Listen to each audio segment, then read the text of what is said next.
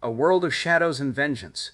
The city was a place where justice was a myth and revenge was a currency. In the back alleys of the industrial district, where the neon lights flickered like dying stars, secrets were traded like contraband, and the line between right and wrong had long since blurred. It was here that the story began, in a world where the law had failed and the only thing that remained was the cold, unrelenting pursuit of retribution. At the center of it all was a woman, someone who had long since abandoned the idea of justice and replaced it with something far more dangerous: vengeance. Her name was not spoken in polite company, and those who knew her did so with a mix of fear and fascination. She had seen the system for what it was: a broken machine, grinding away at the weak while the powerful remained untouched, and she had made a choice, one that had set her on a path from which there was no return. She had once believed in the law, in the idea that justice would prevail, but that belief had been shattered when the people she had trusted, the ones who were supposed to protect the innocent, had failed her. Her brother had been a victim of a crime that had never been solved, a crime that had left a wound in her soul that time could not heal.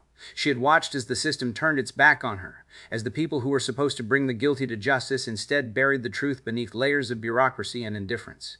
And in that moment, she had made a choice, one that had seen and difference, one that had never been solved, a crime that had never been solved, a crime that had left a wound in her soul that time could not heal. Made a decision. She would not wait for justice to find her. She would take it into her own hands. The world she now walked through was one of shadows and secrets, where the past had a way of catching up with those who had wronged the innocent. She moved through it with the precision of someone who had long since learned to survive, her eyes sharp, her mind even sharper. She was not a hero, nor was she a villain. She was something else entirely. Someone who had been pushed to the edge and had chosen to step over it. And in that world where justice had been replaced by vengeance, she was not alone. There were others like her, people who had been wronged and who had chosen to take their own path. But for now, she was the only one who had set her sights on the man who had taken everything from her. And as the city whispered its secrets in the dark, she knew that the time for revenge had finally come. A past woven with shadows. The woman's name was Eleanor Vance, though it was a name she rarely used in the world she now inhabited. She'd been born in a quiet town on the outskirts of the city, where the air was thick with the scent of pine and the silence was broken only by the distant sound of a train. It was a place where people knew their neighbors, where the idea of justice was something tangible, until the day her brother's life was taken. Her brother, Thomas, had been a good man, the kind of person who would hold the door for a stranger or stop to help someone in need. He had worked as a mechanic, a job that had kept him busy but never wealthy. He had never been the kind of person who would draw attention, but he had been the kind of person who deserved to be safe. And yet one night he had been taken from her. The police had come, their faces grim, their words hollow. They had told her that it was a robbery gone wrong, that Thomas had been in the wrong place at the wrong time. But she had known better. She had seen the way the officers had looked at her, the way their eyes had avoided hers. She had known that the truth had been buried beneath layers of bureaucracy and silence. And that was when the fire had been lit inside her. She'd spent years searching for answers, following leads that had long since gone cold, chasing ghosts that had refused to reveal themselves. She'd walked through the city's underbelly, where the law had no power and the only thing that mattered was survival. She had learned to move through the shadows, to listen to the whispers that others ignored. And in the process, she had become something else entirely. She had become a hunter. She had learned to see the world not as it was, but as it could be. She had learned that justice was not something that was given. It was something that was given. It was something that was taken. And she had taken it in her own way. But she had not done it out of cruelty. She had done it, a nasen, out of necessity. She had watched as the system failed again and again, as the guilty walked free while the innocent were left to pick up the pieces. She had seen how the powerful could manipulate the law, how the truth could be buried beneath layers of lies. And she had made a choice. She would not be a victim any longer. She had become someone who could make the system pay. Her transformation had not been easy. It had been a slow, painful process, one that had left scars both visible and invisible. She had lost parts of herself in the process, had buried the woman she had once been beneath layers of anger and determination. But she had also found something else, something that had given her a purpose. She had become someone who could make the system pay. Shump. And now, as she walked through the city's darkened streets, she knew that the time had come for the man who had taken everything from her to face the consequences of his actions. The city had always been a place of shadows, but now it was a place of reckoning. The man who wrote his own fate. He was a man who had never known the taste of fear or the weight of guilt. His name was Victor Langston, a man whose presence alone could send a ripple of unease through the city's underbelly. He had built an empire not with money or power, but with something far more dangerous: control. He was a man who had learned early on that justice was a construct of the weak, and that true strength lay in the ability to bend the system to one's will. Victor Langston had been born into a world that had never offered him a second chance. His father had been a criminal, his mother a woman who had long since disappeared into the city's forgotten corners. He had grown up in the shadows, learning the language of the streets before he had ever spoken a word in a courtroom. He had watched as the law turned its back on his family, as the system had failed them again and again. And so he had made a choice. He would not be a victim. He would be the one who dictated the rules. He had risen through the ranks of the city's most powerful crime syndicates, his name whispered in the same breath as those who had long since been buried by the weight of their own sins. He had built a network of informants, of enforcers, of people who had once been like him, people who had been wronged by the system and who had chosen to take matters into their own hands. And through them he had created something that no law had ever been able to touch, a world where justice was not a promise but a weapon.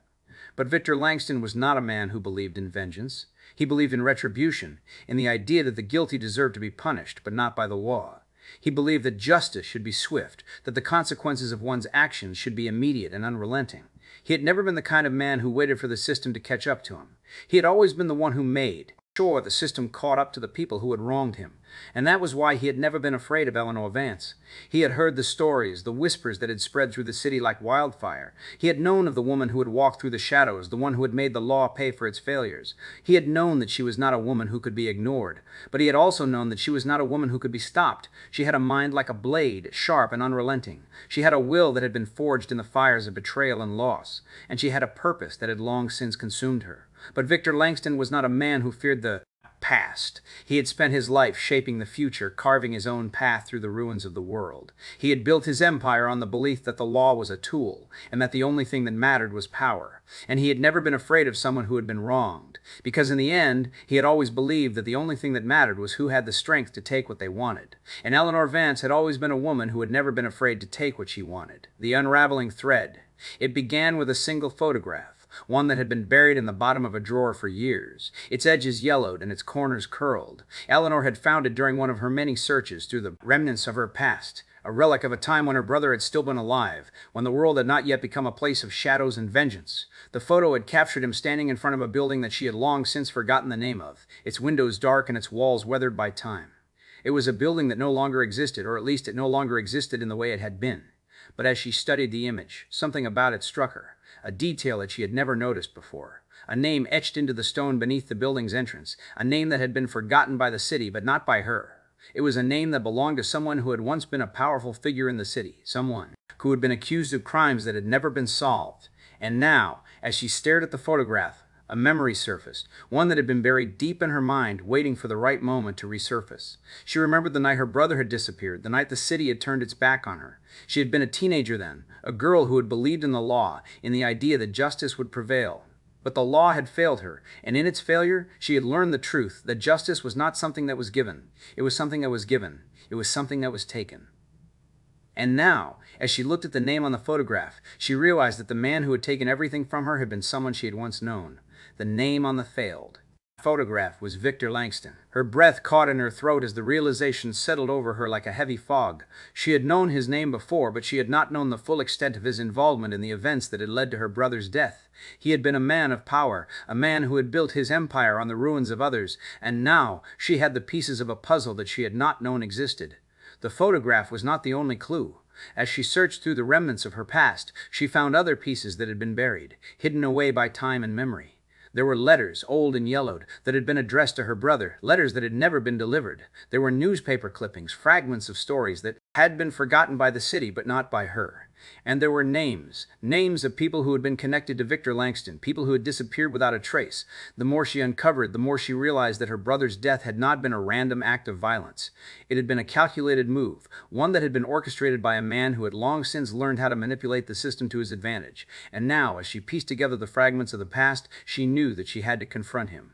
But the city was not a place that welcomed outsiders, and the people who had once worked for Victor Langston had long since disappeared. She would need to move carefully, to tread the same shadows that she had once walked, to find Hope and Dover, Langston, people who had disappeared without a manipulate, the fragments of the past. She knew that she had to confront him.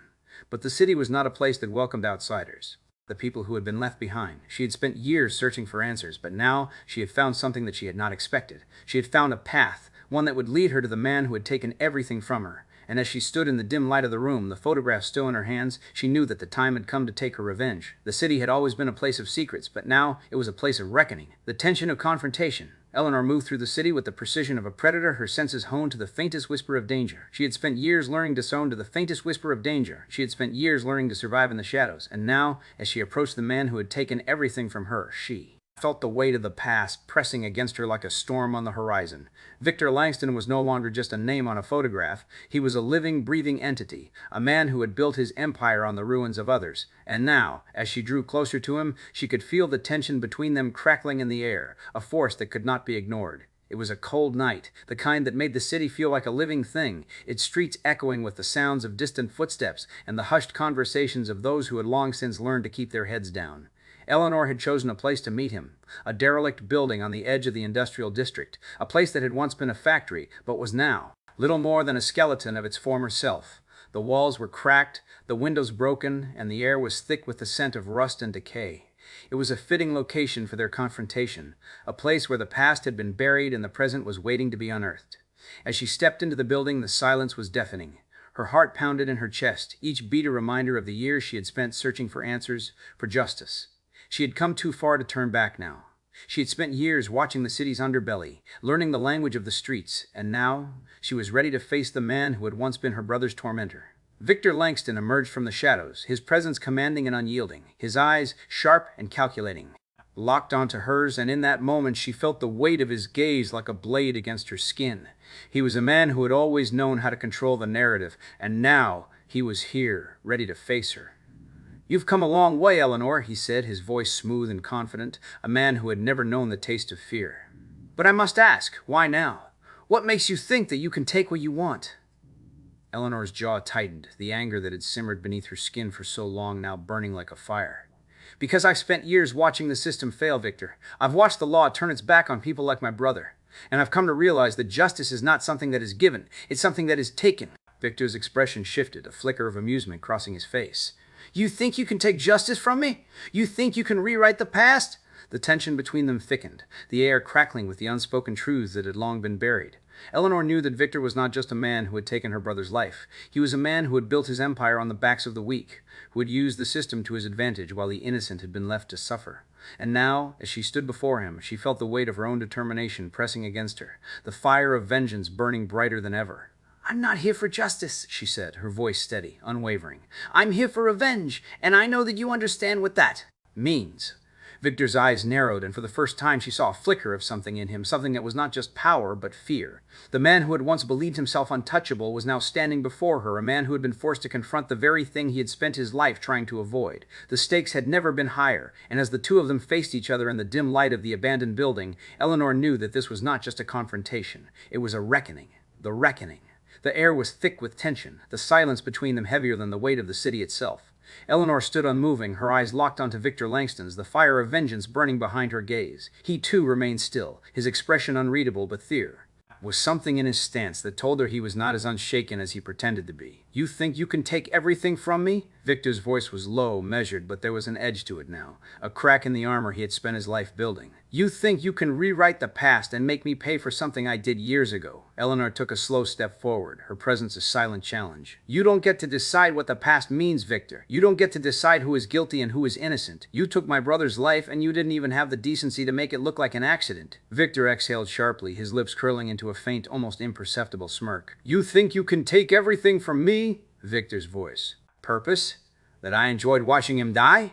His voice was cold, but there was something else in it now, something that made Eleanor's pulse quicken. "You think I wanted this?" She narrowed her eyes. "You don't have to have wanted it. You just had to be the one who pulled the trigger. You had the power, the connections. You knew how to make sure no one ever looked too closely." Victor's smirk faded, and for a moment something flickered across his face, something that looked almost like regret.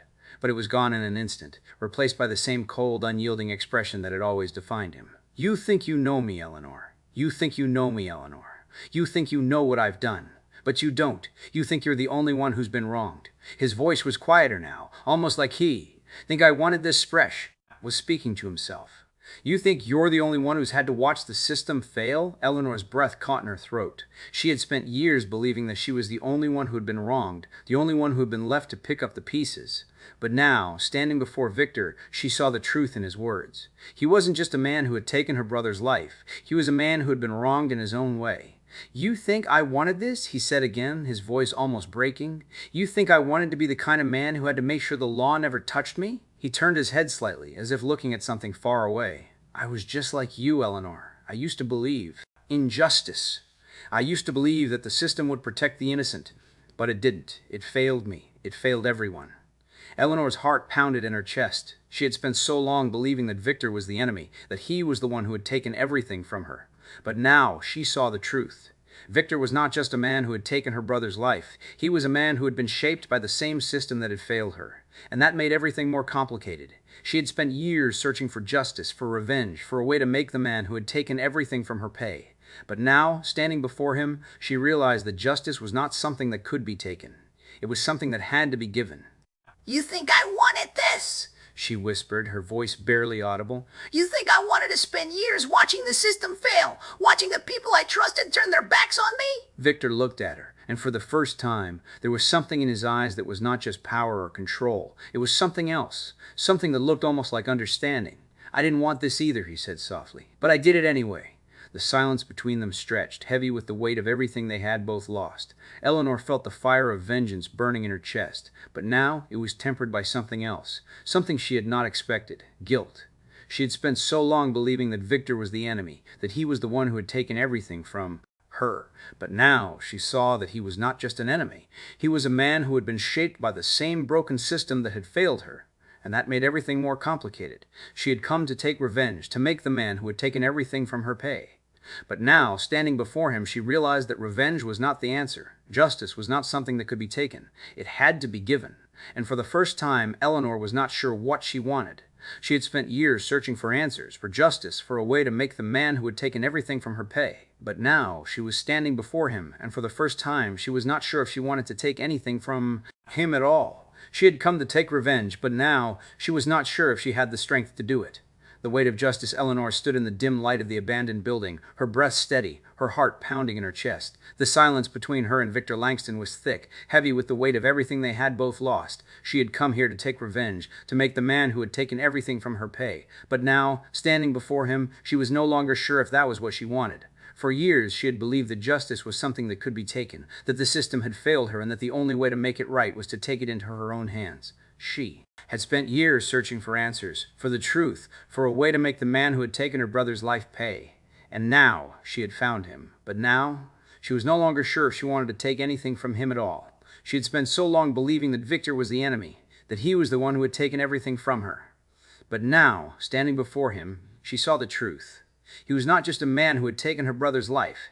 He was a man who had been shaped by the same broken system that had failed her. He had not wanted to be the kind of man who had to make sure the law never touched him. He had not wanted to be the one who had to take justice into his own hands. And that made everything more complicated. She had come here to take revenge, to make the man who had taken everything from her pay.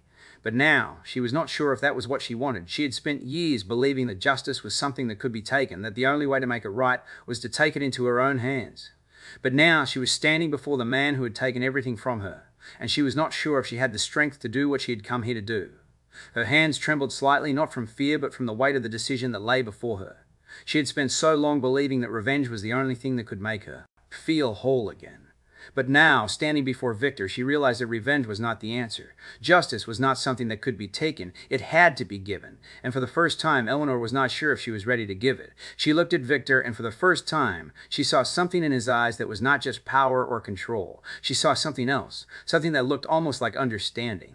He had spent years believing that the system had failed him, that the only way to survive was to take justice into his own hands. And now, he was standing before her, and he was not sure if he wanted to take anything from her at all. She had spent years searching for answers, for justice, for a way to make the man who had taken everything from her pay. And now she was standing before him, and she was not sure if she wanted to take anything from him at all. The city had always been a place of shadows, of secrets, of people who had been wronged and who had chosen to take matters into their own hands. But now she was standing before the man who had once been like her, and she was not sure if she wanted to be like him. She had come here to take revenge, but now she was not sure if she had the strength to do it. And as she stood in the dim light of the abandoned building, she realized that the only thing she had left was the truth. And the truth was that justice was not something that could be taken. It had to be given. And for the first time, Eleanor was not sure if she was ready to give it. The echoes of Justice Eleanor stood at the edge of the city, the wind howling through the streets like a whisper from the past. The confrontation with Victor Langston had left her shaken, not because of the violence or the threats, but because of the realization that justice was not something that could be taken. It had to be given. She had spent years believing that revenge was the only way to make the system pay, that the only thing that could bring her brother's death to light was the destruction of the man who could bring her brother's death to light was the destruction of the man who had caused it. More complicated. She had come to take revenge, but she had found something else instead. She had found a man who had been shaped by the same broken system that had failed her, a man who had once believed in justice and had been forced to abandon it. And in that moment, she had seen the reflection of herself in his eyes. She had spent so long believing that she was the only one who had been wronged, that she was the only one who had been left to pick up the pieces. But now, she knew that she was not alone. There were others like her, people who had been wronged by the system and who had chosen to take matters into their own hands. And for the first time, she was not sure if she wanted to be one of them. The city had always been a place of shadows, of secrets, of people who had been left behind by the law. And now, as she stood on the edge of it, she realized that the only thing that had changed was her. She had spent years searching for justice, for revenge, for a way to make the man who had taken everything from her pay. But now, she was not sure if that was what she wanted. She had come to take revenge, but she had found something else instead. And as the wind howled around her, she realized that the only thing she had left was the truth. Do not forget to hit the like button and subscribe for more stories. Hit the notification bell to be notified of new stories when they become available. Feel free to leave a comment and tell me if you enjoyed the story and want to hear more like it.